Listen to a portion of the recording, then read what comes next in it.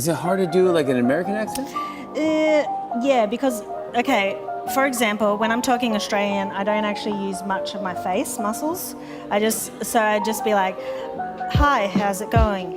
Like that. But if I talk American, I go, hi there, how are you? I'm going to lie, that is actually so funny. I love Rebel Wilson, but if you think that this is just about doing some face yoga to sound American, then you are way off. Hello, I'm Cece, and today I've got 3 real techniques that will actually help you sound American. Tip number 1, the vowels. Now, you probably heard people say that American sounds super clear, and maybe you've noticed how Americans move their mouth when they talk a lot. But that clarity, that mouth movement, it all comes down to vowel shaping. So what are vowels? There are A, E, I, O, U, and that play a massive role in English language. You can see vowels in almost every word, and they help to shape the rhythm, melody, and the sound and how we speak. But comparing to Aussie or British accents, vowels tend to be a little bit more relaxed or flattened. But in American English, vowels love the spotlights. They are longer, clearer, and more dramatic. Okay. So, for example, the word can't, cannot. In American English, that sound is long and open, so it becomes can't, right? But in British English, you will say can't. And in Aussie English, it will be like a can't. Please don't shoot me if my impressions are off, but you get my point. Vowels might be small, but in American English, they're doing a big thing. Let's try saying this sentence with me. That black cat had a nap. That black cat had a nap. So to master the short A sound, you need to open your mouth, drop your jaw, and have your tongue flatten in the back. Ah, ah, ah. I know if you're a Japanese or Mandarin speaker, your mouth might naturally feels a bit tight, so the vowels just slip away. Or sometimes you might even overpronounce the other letters and putting extra emphasis on where it's not needed. For example, cat again. A lot of Asian language speakers will make it sound like keto or koto. Okay, so it's just overpronouncing the k, overpronouncing the t. That doesn't make it sound pretty. So what you need to remember, vowels is the star of the show. If your vowels off, the whole word can fall apart. But vowels don't just stop here. We got short vowels, long vowels, weird spelling combo vowels. I've got them all broken down in another video. So go check that out next if you're serious about leveling up your American accent.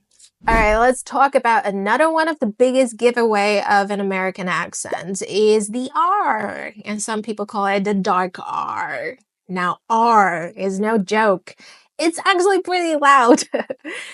Some of you know that I'm living in Australia right now. And let me tell you, the moment I open my mouth, immediately someone goes, wait, are you an American? And I'm going like, no, I'm Taiwanese. But it's always because of the R's.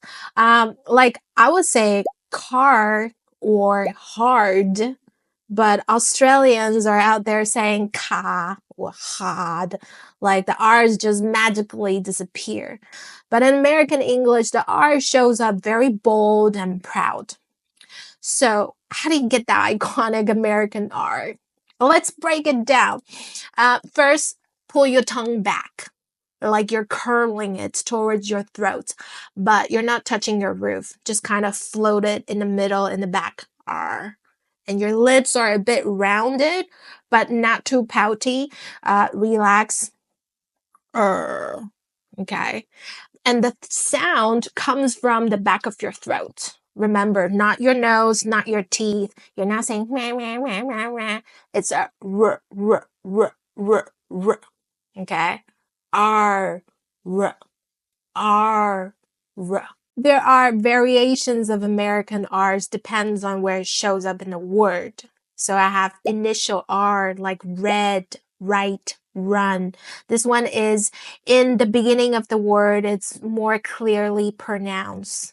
Then I also have the middle R, like around, carry, parrot. So these are more blended in fast speech, so it flows right into the vowels. And then I have the final R, so words like car, her, fear, when R's are taking place in the end. This is what gives American English that distinct rhotic flavor, like the dark R sound. Now, let's be dramatic and practice a sentence packed with the juicy R's with me. I heard the girl ordered a large burger with extra herbs. One more time, curl your tongue back. I heard the girl ordered a large burger with extra herbs.